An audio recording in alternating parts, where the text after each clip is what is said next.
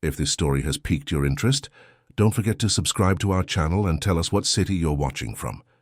Now let's continue. The sun had barely risen when Victoria awoke under the awning of a bank branch on Fifth Avenue in New York City. Her 8 years of life carried more experiences than many adults accumulate in decades. She stretched her thin arms, ran her fingers through her curly, untangled hair, and looked at her most precious treasure, an old guitar with a cracked body and rusty strings that rested inside an improvised cardboard case. "Good morning." "Little star," she whispered to the small star-shaped sticker on the back of the instrument's neck. It was the only tangible memory she had of her father. "Today we're going to get a lot of money, aren't we?" She picked up the guitar carefully, as one would carry a baby, and set out for another day of battle on the streets of the New York metropolis. Victoria wandered through the richest city in the United States, while her stomach rumbled with hunger. The contrast was stark. Executives in expensive suits and women in high heels ignored the small figure with bare feet and a tattered dress, balancing among the hurried people. When she found a strategic spot near the Grand Central Station subway stop, she took a deep breath and began to strum her inseparable companion. "I'm going to play a real pretty song for y'all, folks," she would say with her persistent Southern accent, a legacy from her early years growing up in the rural South. Some people tossed coins, others simply quickened their pace, pretending not to see the lonely child. Mrs. Zelda, a coffee vendor with a nearby cart, always saved a bun and a coffee with milk for Victoria. "Child, you need to eat properly. This life ain't for a kid." "I'm fine, Mrs. Z, as long as I have my guitar. I'm happy," Victoria replied, quickly devouring the bun, savoring every crumb as if it were a feast. "And your parents, child? Isn't there anyone to look after you?" Victoria's face hardened. "I don't remember them very well. I only remember a song my daddy used to sing to me, and this star sticker he put here before he left." She gently ran her fingers over the faded star. That afternoon, something inside Victoria compelled her to do something different. Instead of the popular songs she usually played to earn a few coins, she decided to sing a song she had composed during lonely nights, lying under the stars. She positioned herself near the Port Authority bus terminal, adjusted the guitar on her lap, and began to strum softly. Her voice, though childlike, carried a haunting maturity as she sang, "Cold pavement, my blanket, dear empty belly, my greatest fear, but I keep going. Without complaint, as long as my guitar is here to play." People began to stop. This was not a known song. It didn't have the familiar chords of songs played on the radio. It was raw, true, too painful to come from such a small child. Among the crowd that formed, a man in an impeccable suit and Italian shoes stopped abruptly when the first verses reached his ears. Richard Miller, 52, owner of one of the largest record labels in the country, was on his way to a meeting when that voice paralyzed him. "The world passes, doesn't even see me, but in my heart I keep this melody. It's my treasure, my salvation, the star that shines on my guitar." Richard felt something strange in his chest. For years, nothing had moved him. Since Marianne, his 7-year-old daughter, disappeared during a botched kidnapping, nothing had color or taste. The doctors had been clear. The girl did not survive the trauma. But without a body to mourn, Richard and his wife Claire never fully accepted the loss. Even so, life went on, cold and without purpose, filled only with meetings, contracts, and a fortune that grew each year. But that voice, that music, there was something familiar that touched him deeply. Victoria concluded her performance, and some people applauded, tossing coins into her improvised box. Richard remained motionless, as if waking from a trance. He slowly approached the girl who was counting the coins with an adult's concentration. "Did you write that song?" he asked, crouching down to her height. Victoria instinctively recoiled. She had learned on the streets that well-dressed men rarely approached with good intentions. "Yes, sir." "Why, is it not allowed?" "I have permission from the city council to play here." She lied, clutching the guitar tightly, ready to run. Richard smiled for the first time in years. "Calm down, I'm not here to cause trouble." "My name is Richard. I really liked your music. You have incredible talent." "Thanks," she replied dryly, "but I'm leaving now. It's getting late." "Wait," Richard pulled a card from his pocket. "I work in music. I could help you develop that talent. Would you like to participate in a talent show? Victoria's eyes shone for an instant, but soon returned to their usual suspicion. Talent show? Like American Stars? She referred to the country's biggest musical reality show, which she watched secretly through appliance store windows. Exactly that one. I know the producers. I could take you for an audition, Richard said, noticing the mix of desire and fear in the girl's eyes. But first, how about we eat something? You look hungry. Victoria hesitated. On the streets, she had learned to distrust strangers, especially well-dressed ones. But something about this man seemed different. Perhaps it was the sad look he carried even when he smiled. Okay, she finally agreed. But I'm taking my guitar and we'll eat over there. She pointed to a busy diner across the street, where several people could see them. Richard nodded, respecting the girl's caution. As they walked, he noticed her bare, dirty feet, her torn clothes, and the old guitar she hugged as if it were the most precious thing in the world. But it was the small star sticker on the instrument that made his heart clench without understanding exactly why. On the way, Richard sent a message to his wife. Claire, I need you to meet me. There's someone you need to see. While Victoria devoured a hamburger, Richard watched her with a mixture of compassion and hope. He had found a purpose again, even if momentary, to help that little artist get off the streets. What he didn't know was that this casual encounter would forever change not only the girl's life, but also rewrite his own story in a way he could never have imagined. Chapter 2. Unexpected Encounters. Claire Miller arrived at the diner in less than 30 minutes.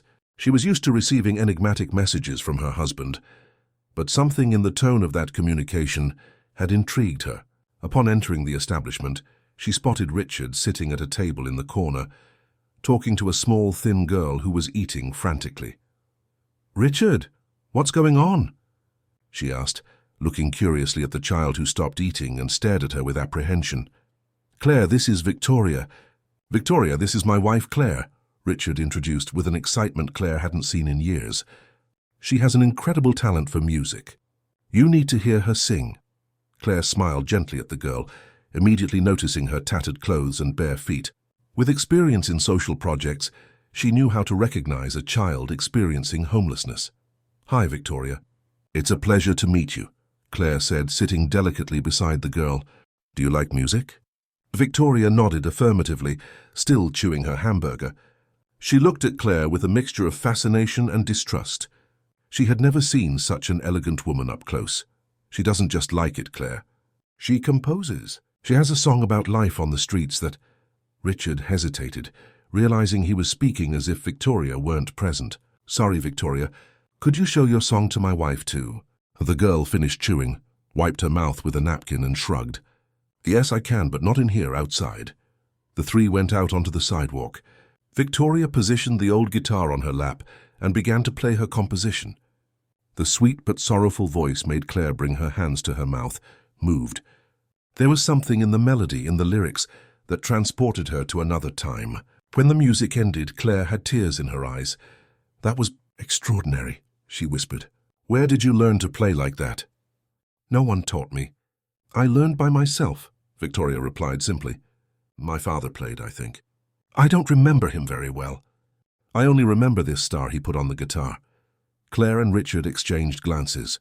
For years they had worked on a social project for talented children in vulnerable situations, a way they found to cope with the pain of losing their daughter. But they had never found anyone with so much natural talent. "Victoria, do you have family? Anyone who takes care of you?" Claire asked carefully. The girl shook her head negatively. "Just me and Peter. He's my friend, he shines shoes in Times Square. We look after each other." Richard, who until then had remained silent, made a decision. "Victoria, Claire and I work with music and with a project to help talented children. We'd like to help you. What do you think about participating in an audition for American Stars?" The girl's eyes shone, but soon the glow faded. "They won't want someone like me there. I've seen it on TV, only pretty and well-dressed people are on it." Claire gently took Victoria's dirty hands. "And who said you can't get dressed up and show how beautiful you are? You have a gift, Victoria, a voice that needs to be heard." After much conversation and the promise that they could find her friend Peter later, Victoria agreed to accompany them. On the way to the Millers' luxurious apartment in the Upper East Side, the girl observed the city through the window of the imported car, a world completely different from what she knew. "Do you live alone in this whole house?" she asked, astonished upon entering the spacious penthouse apartment. Richard and Claire again exchanged glances. "Yes," Richard replied. "It's just the two of us now." Claire led Victoria to a warm bath, her first in weeks, and gave her new clothes which they had hastily bought at a store on the way. Meanwhile, Richard made calls. As one of the country's biggest music producers, it wasn't difficult to arrange a special audition for the show. "I got it," he announced, hanging up the phone. "Tomorrow at 10 a.m. they'll see her for a pre-selection." When Victoria came out of the bath with clean hair and wearing new clothes, she looked like a different child. But what didn't change was the way she held her old guitar. "We can buy you a new guitar," Claire suggested, observing the damaged instrument. "No!" The answer came quick and firm. "This one is special. It has my father's star." The couple respected her decision. That night, Victoria slept in a bed for the first time in years. But before falling asleep, she asked to call her friend Peter using Claire's phone. "Peter, you won't believe it. Those rich folks we saw on TV? I'm at their house, and I'm auditioning for American Stars tomorrow." She excitedly recounted while Claire, outside the room, listened with a heavy heart. "We need to find her friend," she told Richard later. "She won't be at peace without knowing he's okay." The next day, Victoria was taken to the imposing National TV Network building in Brooklyn. Her eyes scanned everything with fascination and fear. The studio was much larger than it appeared on the television she watched through store windows. "Remember," Richard said before they entered the audition room, "be yourself and sing from the heart, just like you did on the street." Inside the room, 3 producers awaited, including Oscar Maxwell, the show's general coordinator. A middle-aged man with a severe expression, known for his difficult temperament. "So this is the prodigy girl you discovered, Richard?" Oscar asked skeptically, looking Victoria up and down. "We don't have slots for charity this season." Richard felt his blood boil. "It's not charity, Oscar. Listen to her before you judge." Claire lightly squeezed Victoria's shoulder. "Go on, dear. Show them who you are." The girl walked to the center of the room, adjusted the guitar on her lap, and closed her eyes for a moment. When she began to play and sing, the entire room fell silent. The music spoke of hunger, cold, abandonment, but also of hope and resilience. It was her story transformed into art. When she finished, even Oscar seemed impressed, though he tried to hide it. "Well, technically she still needs a lot of work, but there's something interesting there." A younger producer, Danielle, seemed enchanted. "It's extraordinary. She has an authenticity we haven't found in any of the other candidates." After a brief deliberation, they announced their decision. Victoria was in. She would participate in the preparation phase and could compete in the season that would begin in 2 weeks. "That's incredible," exclaimed Claire, hugging the girl who seemed stunned by the news. "There's one condition," Oscar intervened. "She needs to stay in the dormitory with the other children throughout the preparation and competition period." "Those are the show's rules." Richard frowned. "But she just arrived. She needs to adapt." "Couldn't she stay with us and come for rehearsals?" "Rules are rules, Richard.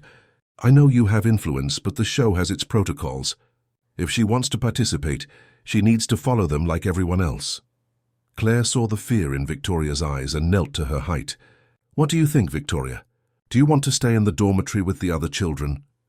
"We'll come visit you every day." The girl hesitated, looking at the guitar with the star. "And Peter, you promised we'd find him." "And we will," Richard assured. "Today. Then you decide if you want to continue." Leaving the studios, they drove to Times Square, where Victoria indicated her friend usually worked. They found Peter, a 10-year-old black boy, shining executive's shoes. Seeing Victoria in new clothes and accompanied by well-dressed adults, the boy initially recoiled, suspicious. "Calm down, Peter." "They're my friends," Victoria explained, running up to him. "They're going to help me get into American Stars." "Isn't that great?" The encounter between the children moved Claire and Richard.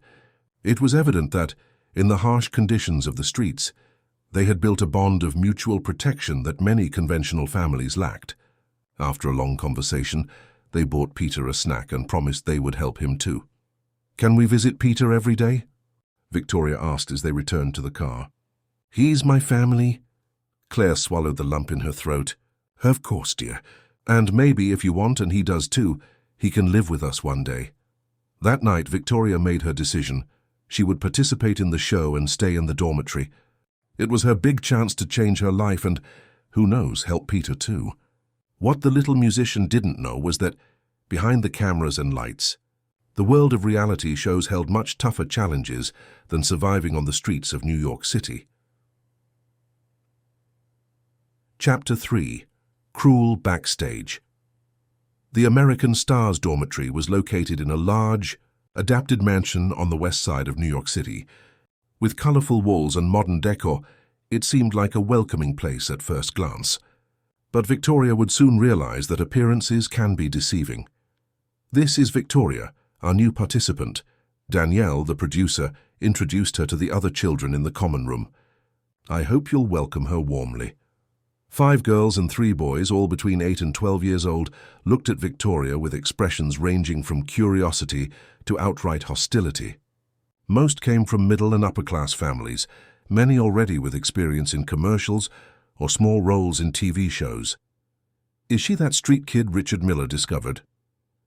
Whispered a blonde girl named Melissa, loud enough for Victoria to hear. My mom said it's just marketing for the show. Victoria hugged the guitar to her chest. She was used to looks of contempt on the streets, but somehow here it hurt more. Danielle showed her room, a small space at the end of the hallway, separate from the others. It was a storage room, but we adapted it for you, the producer explained, unaware of the symbolism of that separation. The room had only a mattress on the floor, without the nice beds Victoria had seen in the other dormitories. There was no wardrobe, just a few hooks on the wall. It's fine, Victoria said, placing her backpack with the few new clothes Claire had bought. It's better than the sidewalk. Danielle smiled awkwardly. Rehearsals start tomorrow at 8 a.m. Breakfast is served at 7 a.m. Don't be late. Alone in the makeshift room, Victoria gently strummed her guitar, humming softly to ward off fear. The place was strange, the people even stranger. But she was determined to seize this chance. The next morning, upon arriving at the cafeteria, she discovered that food had only been saved for the other participants. It's all gone, the cook said dryly. Come earlier tomorrow. Hungry, Victoria headed to the rehearsal room where a vocal coach, Professor Morris, worked on vocal techniques with the participants. When it was her turn, she felt all eyes on her. So you're the sensation from the streets, the professor commented with an air of superiority. Let's see what you can do. Victoria played one of her compositions, and even the most critical glances softened a little during her performance. There was a raw truth in her music that was impossible to ignore. Technically, everything is wrong, the professor declared when she finished. Your posture, breathing, tuning, but there's raw talent there. A lot of work ahead. The weeks of rehearsal were grueling. While the other participants received private lessons, personalized costumes, and time with the best instructors, Victoria was often forgotten in corners. The producers seemed to invest only the bare minimum in her. Oscar Maxwell, the coordinator, occasionally appeared to supervise rehearsals. His gaze towards Victoria always carried a mixture of disdain and cold calculation. She's our underdog story, he would tell the other producers, as if the girl weren't present. The audience loves that kind of thing. But we need to keep her authentic. Authentic meant leaving her with fewer resources than the others, ensuring she continued to look like a street kid in front of the cameras. In one of the production meetings Victoria accidentally overheard, Oscar was even clearer. I don't want her to look too polished. The charm is precisely the contrast. She's our Cinderella from the streets, but we're not going to completely transform her. The audience needs to see where she came from. Claire and Richard visited Victoria daily, as promised, and always brought Peter with them. These moments were the only ones when the girl truly smiled. They noticed something was wrong, but Victoria, fearing to lose her chance, downplayed the problems. It's all good. I'm just tired from rehearsals, she would answer when Claire asked about the dark circles under her eyes or why she was thinner. Peter, however, was more perceptive. One day, when he managed to speak with his friend alone, he blurted out, "You're lying, Vi. It's written all over your face that you're not happy here." Victoria sighed. "It's just, for now, Peter. If I win the show, we'll be able to have a better life. I'll even be able to help you go back to school. At what cost, Vi? You're sadder than when you slept on the sidewalk. Her friend's observation deeply affected Victoria. On the streets, despite all the difficulties, she had freedom. Here she felt like a caged bird, displayed for others' amusement. A week before the live show's premiere, the hostility from the other children, especially Melissa and her group, intensified. Small incidents began to happen. Her guitar mysteriously appeared out of tune every morning. Her clothes disappeared from the clothesline. Her water was spilled during rehearsals. Danielle, the only producer who seemed genuinely to care, tried to intervene but was often silenced by Oscar. "Children are like that," he would say. "It's part of the competition. We can't interfere." The situation reached a critical point when Victoria, after a photo shoot for the show's promotion, discovered her guitar had disappeared. Desperate, she searched throughout the studio until she found it in the outdoor dumpster, with 2 broken strings and a deep scratch on the wood. The worst, the small star sticker, her only memory of her father, had been ripped off. That night, for the first time since she arrived, Victoria cried until she fell asleep. The next day, when Claire and Richard came to visit her, they found a different girl with dull eyes and without her usual guitar by her side. "What happened to your guitar?" Richard asked, immediately noticing its absence. Victoria tried to smile, but her lips trembled. "It broke." "It's not important." Claire, with her keen intuition, felt there was much more behind those words. "Victoria, look at me. What really happened?" It was Peter who answered, unable to see his friend suffer in silence. "Those stuck-up girls did something to her guitar, didn't they, Vi? And to your dad's star, too." Victoria shot her friend a reproachful look, but it was too late. Richard, usually calm and composed, stood up furiously. "This is unacceptable. I'm going to talk to Oscar right now." "No." Victoria grabbed his hand. "Please, don't do that. It'll make everything worse. They'll think I'm not strong enough." Claire sat beside the girl and hugged her. "Being strong doesn't mean accepting mistreatment, dear. No one has the right to do that to you or your things." Richard, respecting Victoria's request, contained his immediate indignation. Instead, he took his cell phone from his pocket and made a call. "James, it's me, Richard. I need an urgent favor. That luthier who restored my old guitar.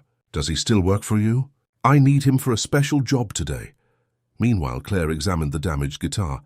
"The star," she murmured, seeing the empty space where the sticker used to be. "Victoria, do you remember exactly what it looked like? The color, the shape?" The girl wiped away her tears. It was golden with 5 points. It had a blue scratch in the middle, a bit crooked, as if someone had drawn it by hand. Claire exchanged a meaningful look with Richard, who had just hung up the phone. Both seemed to have had the same thought, but said nothing. "Your guitar will be restored by tomorrow," Richard promised, "and we'll find a star sticker to replace the original. It won't be the same, I know, but it won't be the same," Victoria completed, resigned. "But it's okay. It's just a sticker, right?" That afternoon, after Claire, Richard, and Peter left, Victoria was called for a special rehearsal. Oscar wanted her to rehearse on the main stage, where the live performances would take place. "It's an honor, you know," Melissa commented with false sweetness when Victoria left for rehearsal. "You're the only one rehearsing on the main stage today. Oscar must be preparing something special for you." The sarcastic tone should have alerted Victoria, but she was so happy with the opportunity that she ignored the other children's giggles. On the empty, imposing stage, she felt small but also powerful. There finally she could show her talent without judgment. Oscar was accompanied by 2 cameramen and some technicians. "This is just a light and sound check," he explained. "I want you to play your song as you would at the debut show." Victoria positioned herself in the center of the stage with a borrowed guitar. She closed her eyes, took a deep breath, and began to sing. The music flowed naturally, her voice echoing through the empty studio. She was so immersed in the performance that she didn't notice Melissa and 2 other girls sneaking behind the curtains. The moment she reached the chorus, she felt something wet and sticky fall on her head. She opened her eyes disoriented to find herself covered in a viscous green liquid similar to paint. Laughter came from all sides, from the wings where the girls were hiding and even from some technicians. "Cut!" Oscar shouted, but he didn't seem angry. In fact, he seemed to be suppressing a smile. Who was responsible for this? No one accused themselves, but the giggles continued. Victoria remained motionless, the borrowed guitar now also stained green. The paint running down her face and clothes. "This is unacceptable," Oscar said, but without making any move to discover the culprits or help Victoria. "Someone take her to clean up. We'll continue the rehearsal tomorrow." Danielle ran to the stage with towels. "Victoria, I'm so sorry. This shouldn't have happened." The girl didn't answer. Instead, she looked directly at the camera that was still on. "That was just a rehearsal, right?" she asked with a calmness that didn't match the situation. "On the day of the real performance, it will be different." It wasn't a question, but a promise. Her eyes, though tearful, shone with determination. For an instant, everyone in the studio felt a chill. That small figure covered in green paint seemed somehow stronger and more dangerous than ever. Danielle led her off the stage, leaving a green trail on the floor. As they walked, Victoria murmured, "On the day of the performance, I'll show who I really am." What no one realized was that one of the cameras continued recording even after the cut, and that, hours later, a copy of that recording was being sent to Richard Miller's cell phone by a technician who could no longer tolerate the injustices he witnessed backstage. Chapter 4. The Voice of Truth. Richard Miller trembled with rage as he watched the video on his phone. The image of Victoria covered in green paint, humiliated before everyone yet still standing, looking at the camera with dignity, awakened a fury in him that he hadn't felt in a long time. "We can't let this go," he said to Claire, who watched the video with tears in her eyes. "I'll end that scoundrel's career," Richard continued, already dialing his lawyer's number. "This is explicit child abuse, filmed, documented." Claire placed her hand over the phone, interrupting the call. "Wait, we need to think about what's best for Victoria." "What do you mean?" "The best thing is to get her out of that place immediately." "I agree, but—" Claire hesitated, organizing her thoughts. "Think about it. If we create a scandal now, Victoria will forever be the green paint girl. Is that what we want for her? To be defined by this moment of humiliation?" Richard fell silent, considering his wife's words. "Besides," Claire continued, "Victoria is determined to perform. Did you see her look at the end of the video? She wants to prove something. To herself, to those children, to the world. If we take her out now, we'll be taking away that chance." Richard sighed deeply. "So what do you suggest?" "We'll let her perform, but we'll be there in the front rows ready to support her. And if anything goes wrong, we'll intervene immediately. And then, Claire smiled with determination, "we'll do whatever it takes to ensure Oscar Maxwell never works with children again in his life." That same night, Victoria received a special visit at the dormitory. Richard had obtained permission for the luthier to personally deliver the restored guitar. "Miss Victoria," the elderly man said, extending the instrument with reverence, "your guitar is ready." The girl carefully took the instrument, almost disbelieving what she saw. The cracked body had been carefully restored.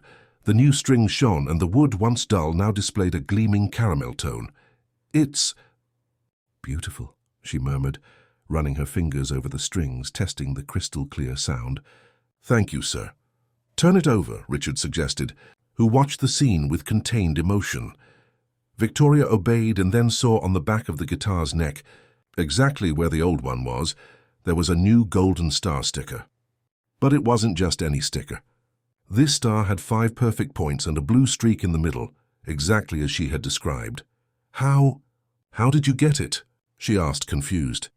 Richard and Claire exchanged an enigmatic look. "Let's just say we were lucky to find something very similar," Claire replied, avoiding elaborating.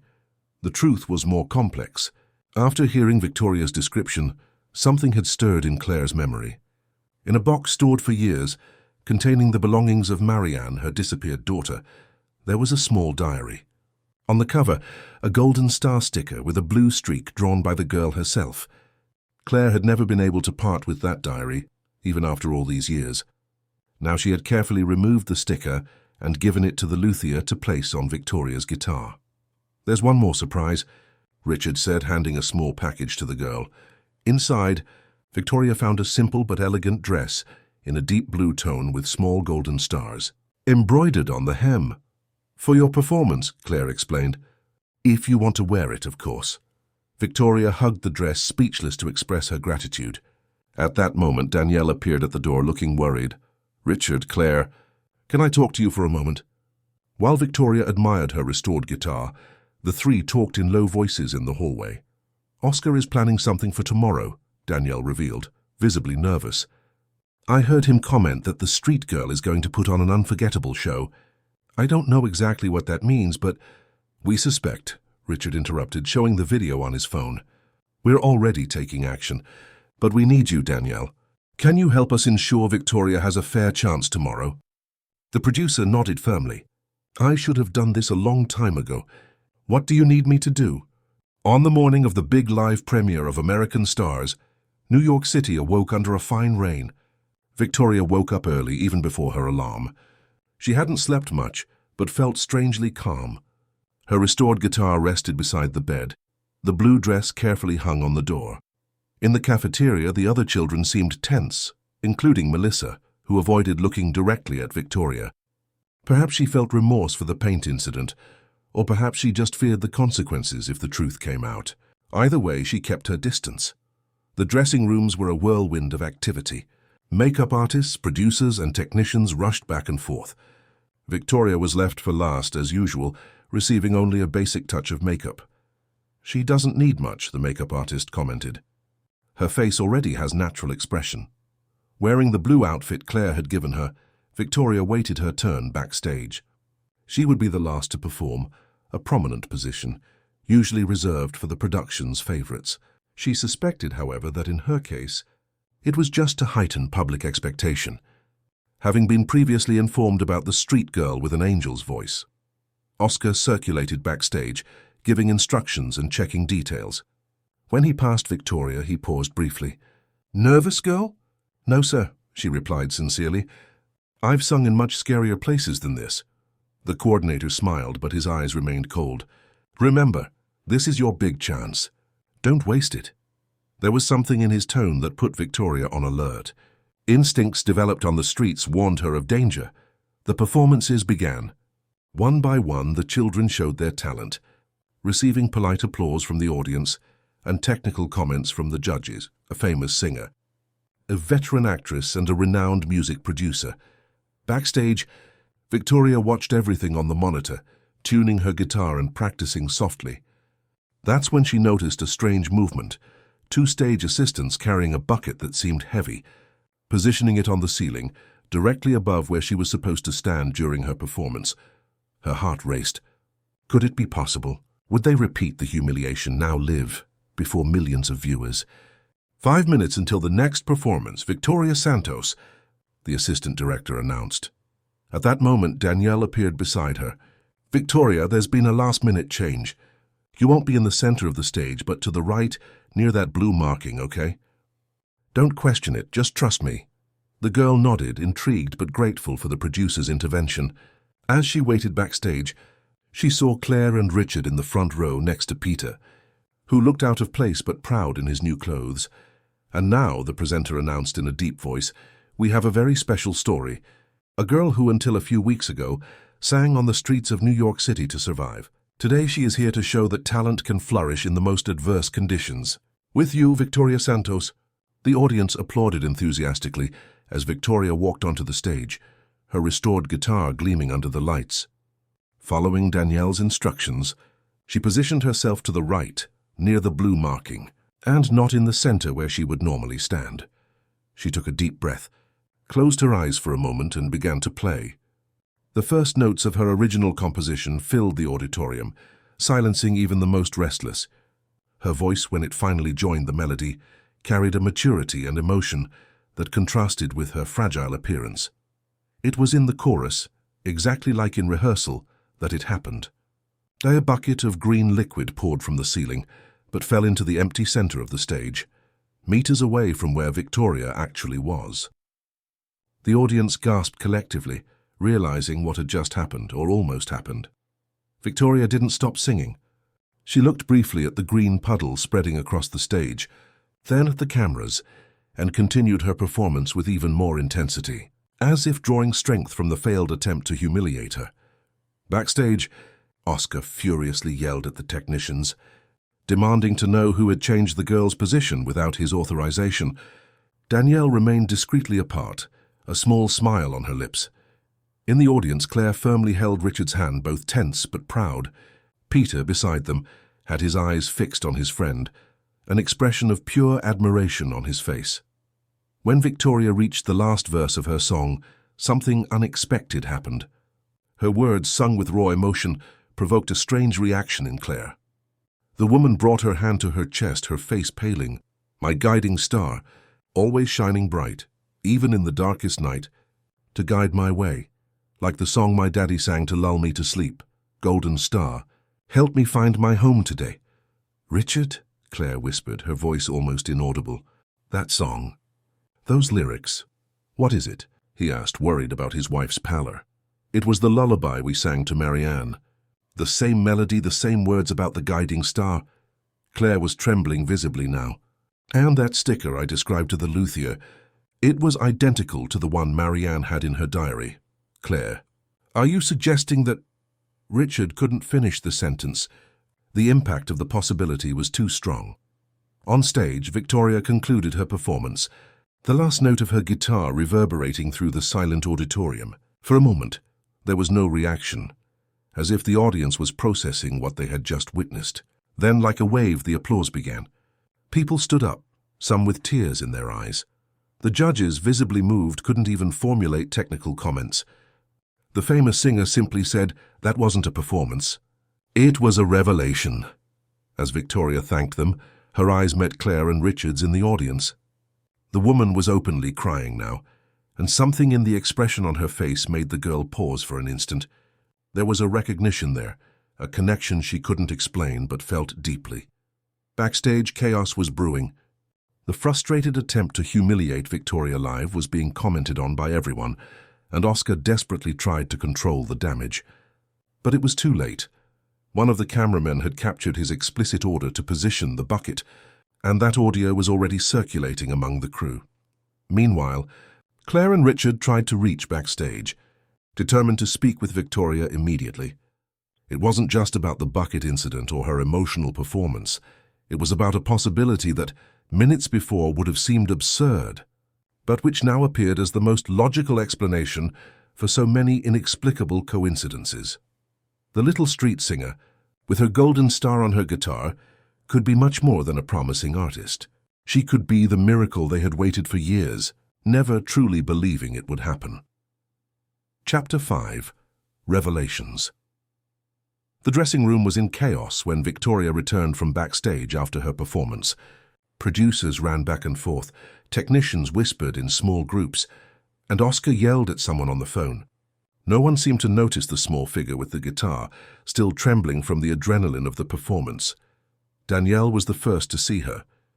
"Victoria," she exclaimed, running towards her. "You were incredible. Everyone's talking about it. Social media is exploding." The girl smiled shyly. "Thank you for helping me with my position on stage. I saw what happened with the bucket. That was unforgivable," Danielle replied, glancing quickly at Oscar, who was now heatedly discussing with other executives. "But don't worry. Everything was recorded, and this time the consequences will be inevitable." At that moment, Claire and Richard burst into the dressing room, followed by Peter. Claire seemed distraught, her eyes red from crying. Richard supported her, but also appeared deeply shaken. "Victoria," Claire called, making her way through the producers. "We need to talk. It's very important." Before they could approach, Oscar intervened, placing himself between them and the girl. "Excuse me, but now is not a good time. We are in the middle of a live broadcast, and Victoria needs to prepare for the announcement of the finalists. Get out of the way." "Oscar," Richard hissed with a coldness that made the coordinator instinctively recoil. "After your pathetic attempt to humiliate a child in front of the entire country, you should be worried about your own career, not the show's progress." "I don't know what you're talking about," Oscar tried to deflect, but his face already betrayed his panic. "The audio of your order to position the bucket is already circulating among the crew," Danielle informed, joining the confrontation. "And I will personally ensure it reaches the network directors and the public if necessary." Oscar paled. "This is a conspiracy. You can't prove anything." "Actually, we can," A sound technician intervened, approaching with a recorder. "It's all here. Your voice very clear, ordering to give the street girl a dose of reality. Your exact words." The coordinator looked around, realizing he had lost the support of the team. Years of abuse of power, manipulation, and unethical behavior were finally taking their toll. Without another word, he turned and hurried away. "He won't get far," Richard commented before turning his attention to Victoria, who had watched everything in silence. "Now, can we talk?" "Clartita." Claire was too restless to wait for them to find a private place. She knelt before Victoria, gently holding her hands. "Victoria, that song you sang. About the guiding star. Where did you learn it?" The girl frowned, confused by the question. I don't really know. I think my father sang it to me when I was little, before he left. I only remember bits and pieces, but the melody never left my head." "And the star," Claire insisted, her voice trembling. "The golden star with the blue streak. It was his too. He put it on my guitar and said it was so I would never feel alone, because whenever I looked at it, it was like he was with me." Claire exchanged a meaningful glance with Richard, who had now also knelt beside them. "Victoria," he said gently, "do you remember your full last name? Or your parents' names?" The girl shook her head negatively. "On the streets, everyone just calls me Victoria. I think my father's name was Edward, but I'm not sure. It's been a long time. And do you have any memory of where you lived before you were alone?" Claire asked, carefully choosing her words not to scare the girl. Victoria closed her eyes as if trying to access distant memories. "It was a big house with a garden. There was a window with blue curtains in my room and," she paused, frowning in concentration, "a white dog named Popcorn." Claire stifled a sob, bringing her hands to her mouth. Richard paled. "What is it?" Victoria asked, frightened by their reaction. "Did I say something wrong?" "No, dear," Claire replied, struggling to maintain composure. "You said something very, very right. More than you imagine." Richard took his wallet from his pocket and with trembling hands pulled out a small photograph.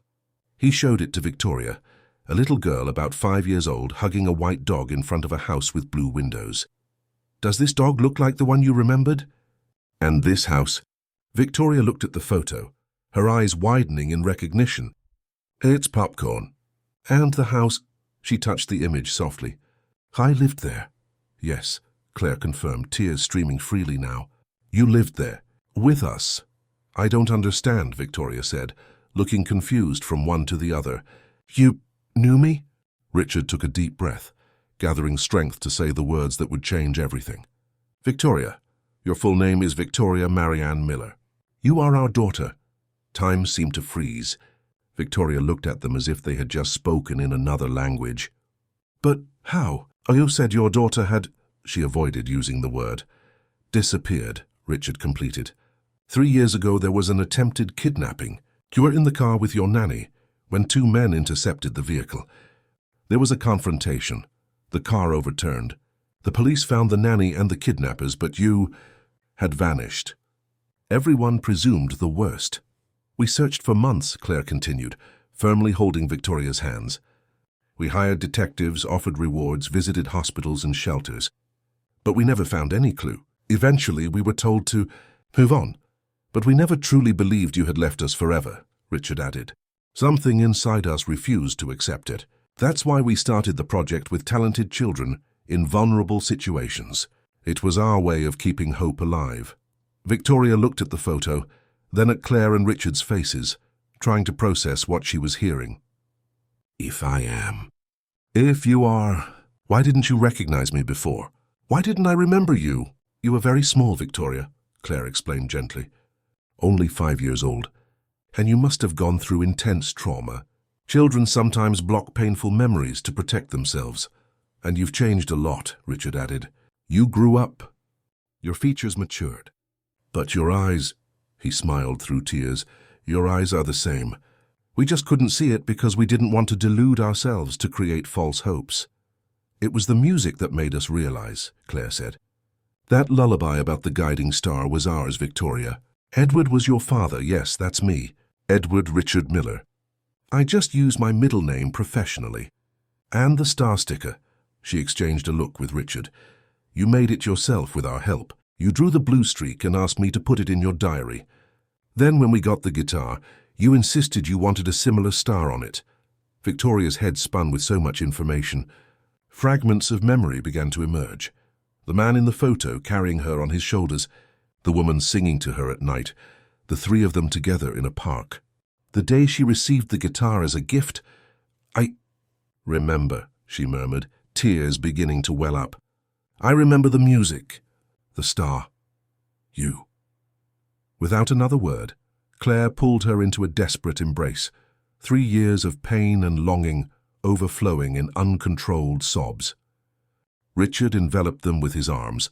The trio finally reunited in a hug that seemed to want to make up for all the lost time. No one in the dressing room could contain their emotion at that scene. Danielle cried openly, as did several technicians and producers. Peter, who had watched everything in silence, timidly approached. "So you found your real family, Vi," he said with a sad smile. "I'm happy for you." Victoria pulled away from her parents' embrace and extended her hand to her friend. "Peter was my family when I had no one," she explained to Claire and Richard. "He protected me, shared food with me, taught me how to survive on the streets." Richard nodded solemnly and extended his hand to the boy. "Then we owe you an eternal debt, Peter. Thank you for taking care of our daughter when we couldn't." "What's going to happen now?" Victoria asked, still holding Peter's hand. "With the show, with Peter, with everything?" "Now," Richard replied firmly, "we're going home, all of us. As for the show," he looked around at the chaos that still reigned backstage, "I think it will undergo a profound restructuring after today's episode. But that's no longer our concern." "But I don't even know if I made it to the next round," Victoria protested. Claire smiled, stroking her hair. "Darling, you've already won the biggest challenge of your life. You found your way back home. The rest is just details." At that moment, Danielle approached, still wiping away tears. "Actually, online voting has already closed, and Victoria not only made it to the next round, but is leading with an impressive advantage. The public loved her authenticity and talent." "See?" Richard said proudly. "But the decision is yours, Victoria. If you want to continue on the show, we will support you." The girl looked at her restored guitar, at the golden star. She now knew was much more than a simple memory. It was a concrete link to her past, her identity, her true story. "I want to sing," she finally replied, "but not here, not like this. I want to sing my own songs, my own way. And I want Peter to be with me." "Then that's what we'll do," Richard agreed, already mentally planning how to use his contacts and resources to provide Victoria with an authentic musical career, without the manipulative games of reality shows. As they prepared to leave, a commotion at the dressing room entrance caught their attention. Oscar had returned, accompanied by 2 security guards and the network's general director. "They can't leave now," Oscar shouted, pointing at the group. "We're in the middle of a live broadcast. There's a contract." The general director, a middle-aged man with a serious expression, ignored the coordinator's protests. "Richard, Claire, we just heard what happened. It's extraordinary, a miracle, really." "Yes, George," Richard agreed. "And now, if you don't mind, we'd like to take our daughter home. We've been separated for 3 years. I think we deserve this private moment." Of course," the director assented, understanding. "But," he hesitated, looking at the cameras that were still circulating in the dressing room. The entire country saw Victoria's performance. Millions of people are moved, invested in her story. Couldn't we share this reunion moment with the public? It would be a perfect ending to today's episode. Claire and Richard exchanged glances, undecided. On one hand, they wanted privacy. On the other, they understood the inspiring power this story could have. "Let me get this straight," Oscar interrupted, regaining some of his arrogance. "You're suggesting that this street girl is in fact the miller's missing daughter? Please, it's obviously an orchestrated sham to gain publicity. I bet you planned this from the start." The silence that followed was broken by the sound of a slap. Claire, always composed and elegant, had slapped Oscar with all her strength. "Never again," she said, with icy fury, "refer to my daughter as a street girl. And never ever insinuate that we would use the most painful trauma of our lives as a publicity stunt." The coordinator recoiled, shocked, bringing his hand to his marked face. The security guards, who had previously seemed ready to intervene in his favor, now remained impassive. Oscar Maxwell, the general director, announced, "You are officially relieved of your duties at the national TV network, effective immediately. Your conduct today, combined with previous complaints, is unacceptable and incompatible with our values. Please hand over your badge and escort the security guards out of the building." "What? You can't do this. I'm the creator of this show. Without me, American Stars doesn't exist." "Perhaps it's time to reinvent it then," the director replied dryly. "With someone who truly values talent above spectacle and the well-being of children above ratings." As Oscar was escorted out, protesting loudly, the director turned to the Miller family. "The decision is yours. We can announce the reunion live, or we can simply inform that Victoria is withdrawing for personal reasons." Victoria, who had watched everything with a mixture of fascination and apprehension, stepped forward. "Can I say something before you decide?" "Of course, dear," Claire replied. "On the streets," Victoria began, "I saw many children like Peter and me. Some had talent for music, others for drawing, others were super smart. But no one paid attention to us. We were invisible." She paused, adjusting the guitar in her arms. "If our story is told, maybe it will help other children to be seen. Maybe it will help other families not to give up searching. And maybe," she looked at Peter, "it will help people understand that children on the streets are not trash or a problem. They are just children who need help and opportunity." Richard and Claire felt their chests swell with pride at the wisdom and compassion of their reunited daughter. "Well," Richard said, placing his hand on Victoria's shoulder, "I think we have our decision." "Then?" The director smiled, genuinely moved. "It will be an honor to share this story with the country, and I promise it will be done with the respect and dignity it deserves." As the cameras positioned themselves for the live announcement, Victoria firmly held the hands of her parents and Peter. Her guitar, with the golden star shining under the lights, rested beside her, no longer just a musical instrument, but a symbol of the extraordinary journey that led her back home. The entire country would soon know that story of loss, overcoming, and reunion. But for now, in that brief moment before the cameras turned on, Victoria simply closed her eyes and felt what she had sought for so long, the warmth and security of a family. Her family. Chapter 6. Chords of a New Beginning. 6 months had passed since the historic night on the American Stars program. The reunion of the Miller family had become one of the most talked-about moments on American television, moving millions of people and triggering a series of changes not only in their lives but in society as a whole. The Miller Mansion in Greenwich Village, once an empty and silent space, now overflowed with life. Victoria, who initially found the luxury and comfort strange, gradually reconnected with memories of her early childhood. The room with blue curtains was restored exactly as it was, including some of the old toys Claire had kept all those years.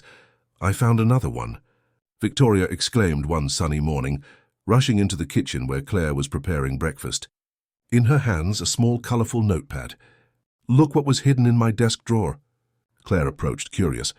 On the yellowed pages, childish drawings of stars and small attempts at musical notation, with irregularly drawn notes on crooked staves.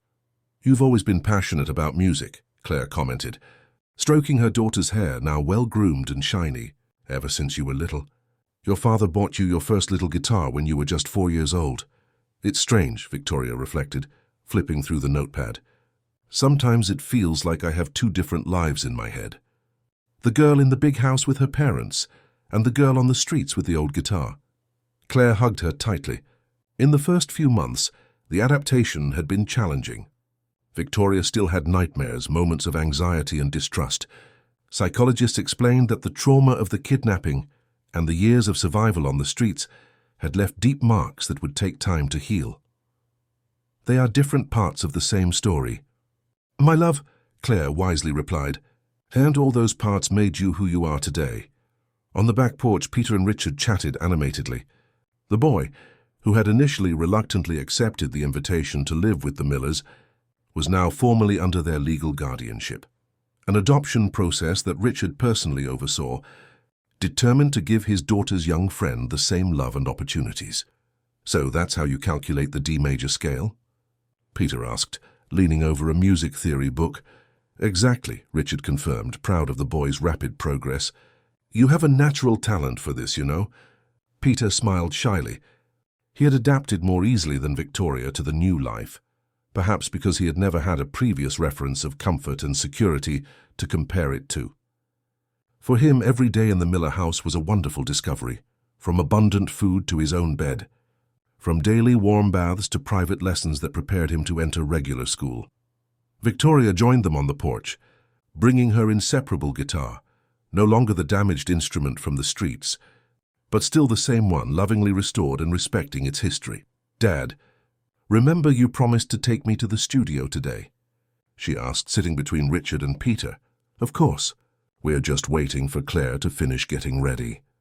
Today is an important day, after all. After the tumultuous end of the talent show, Richard had decided to use his influence in the music industry in a completely new way. Instead of continuing solely as a producer for established artists, he founded the Guiding Star Institute, a project dedicated to discovering and developing musical talents among children and youth in vulnerable situations.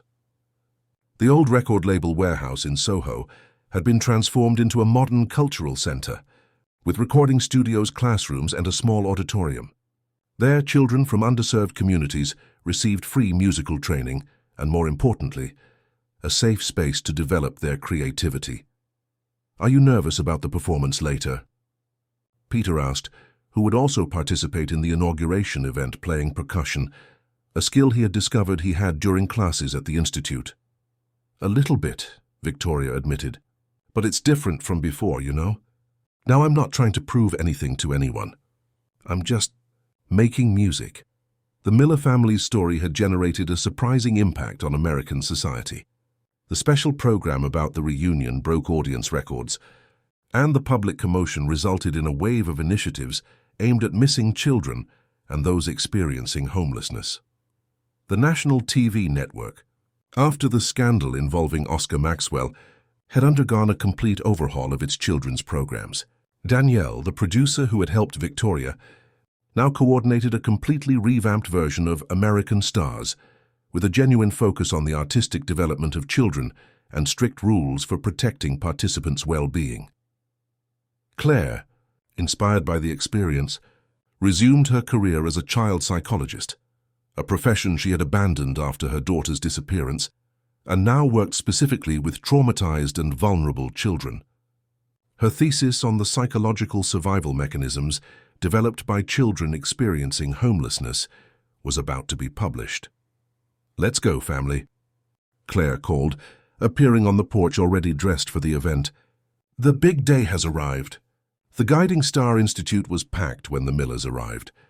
Authorities, artists, NGO representatives, and, most importantly, families from the communities served by the project filled the space. On the auditorium stage, a banner displayed the Institute's motto, "Every voice deserves to be heard." Backstage, Richard made the final adjustments to the program, while Claire helped organize the children who would perform. Victoria and Peter, already dressed for the performance, watched everything with a mixture of excitement and nostalgia. "Remember the first time I sang at the Port Authority bus terminal?" Victoria commented. "It feels like another life." "I do," Peter replied. "You were always the best singer in that area. The money you earned helped us eat for days." Victoria smiled melancholically. "Sometimes I miss that freedom, you know. Even with all the hardship." "I know," Peter agreed. "But now we have a different kind of freedom. One that comes with hot food every day and no fear of being caught by the police or bad people." The boy's wisdom, forged in such harsh circumstances, never ceased to amaze. The inauguration ceremony began with Richard explaining the Institute's mission and briefly recounting the story that inspired him, the miraculous reunion with his daughter, lost for 3 years on the streets of New York City, and rediscovered through music. "Music saved our family," he concluded emotionally, "and we believe it can save many other children, giving them voice, purpose, and hope." When it was time for the main performance, the lights dimmed, and a single spotlight illuminated the center of the stage. Victoria walked confidently, her guitar gleaming, wearing a simple blue dress with small golden stars, her trademark since her performance on the talent show. "Good evening," she said into the microphone. her voice no longer so childlike. Time passed, and the 8-year-old girl was now approaching 9, taller, healthier, more confident. The song I'm going to sing today is called 2 Lives, 1 Star. It's about losing and finding your way home. The first chords filled the auditorium, and when her voice joined the melody, the audience fell completely silent. The song spoke of her journey, from cold nights on sidewalks to the warmth of family reunion, from extreme loneliness to the rediscovery of a sense of belonging. In the chorus, Peter joined her with soft cajon beats, an instrument he had quickly mastered in recent months. The harmony between the two, forged on the streets and now refined by formal study, created an almost magical atmosphere. Claire and Richard, watching from the front row, couldn't hold back their tears.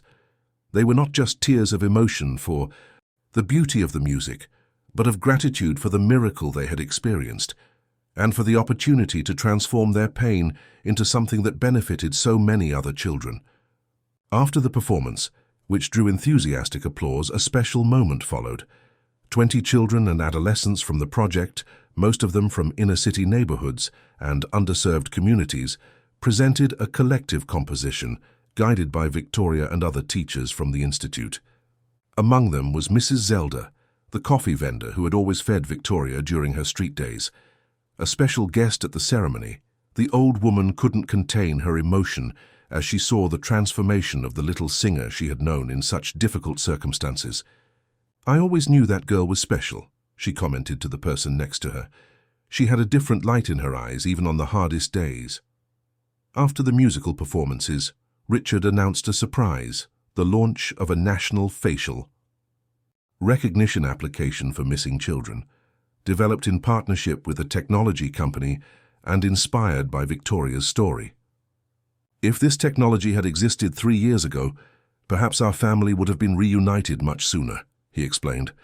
"Now, we want to ensure other families have that chance." The event continued with a cocktail where the families of the children served by the project could talk with the Institute's sponsors and supporters. Victoria and Peter circulated among the guests, no longer as children rescued from the streets, but as promising young artists and ambassadors of the project. At one point, Victoria noticed a shy girl in a corner, observing everything with wide eyes. She approached gently. "Hi, how are you? I'm Victoria." "I know who you are," the girl replied, awestruck. "Everyone knows your story. Is it true you lived on the street?" "It is true," Victoria confirmed, sitting beside her. "For almost 3 years. And how did you manage, not to give up?" Victoria reflected for a moment, stroking the guitar she always carried with her. "I think it was the music. Whenever I played, even on the hardest days, I felt like I had a purpose. The music reminded me that I was more than just a street kid. My mom says you're a miracle," the girl continued, "that your story gave hope to many families who lost their children." "I don't know if I'm a miracle," Victoria smiled, "but I know that every child deserves to be found, to be heard, to be seen." She paused, noticing the girl's interest in her guitar. "Do you like music?" The child's face lit up. "Very much, but I've never had lessons or anything." "Want to play a little?" Victoria offered, extending the instrument. The girl's eyes widened. "Can I really?" "Of course, and if you want, I can show you some simple chords. That's how it starts, Someone who believes in you and gives you a chance." As she taught her new friend the first chords, Victoria felt a familiar warmth in her chest, the feeling that somehow the cycle was completing. From a lost girl to a mentor, from a victim to an inspiration, her journey now expanded far beyond her own story. Later that night, back at the mansion in Greenwich Village, the Miller family gathered on the porch to observe the stars, a ritual they had established since the reunion. Popcorn, a new white dog adopted from a shelter, in homage to the original who had passed away during the years of separation, slept peacefully at Peter's feet. "How are you feeling after today's event?" Claire asked, hugging Victoria by the shoulders. The girl gazed at the starry sky for a moment before replying, "You know what struck me the most? Seeing how the other children looked at me, not with pity, but as if I were proof that good things can happen, even when all seems lost." Richard smiled, proud. And you are exactly that, daughter, a living testament to hope. And best of all, Peter added, now feeling completely integrated into the family, the story isn't over. We're just beginning a new chapter. Victoria looked at her restored guitar, resting against the wall. The golden star on the instrument's neck shone under the soft light of the porch. No longer just a memory of loss, but a symbol of the extraordinary path that had led her back home, and more importantly, of the path that now lay open before her. "That is true," she agreed, hugging her parents and the friend who was now practically a brother. "And this new chapter will have a lot of music."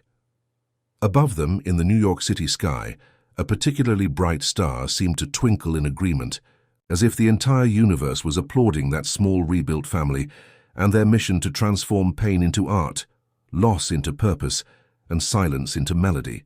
The girl who once sang on the street corners of New York City for a few coins now used her voice to amplify other voices, many of them still unheard by society. Her old guitar with rusty strings had transformed into the instrument that opened doors and built bridges. And in her, the country had found not only a moving story of overcoming, but a living reminder that, even in the most adverse circumstances, art, love, and hope can flourish, as long as we are willing to listen to the voices that come from the margins, to see beyond appearances, and to believe in the transformative power of a simple melody played from the heart. Dear listeners, we hope Victoria's extraordinary journey has touched your hearts. To continue experiencing emotions like this, we have a special playlist with other incredible stories about reunions and overcoming challenges. Find it by clicking here. If this narrative has awakened something in you, don't forget to subscribe to the channel and leave your like. Every day we bring unique stories that explore the complexity of life and the transformative power of family bonds. And we want to know what part of Victoria's journey touched your heart the most. Share with us in the comments. Your participation is very important for us to continue creating content that moves and inspires. Until the next story.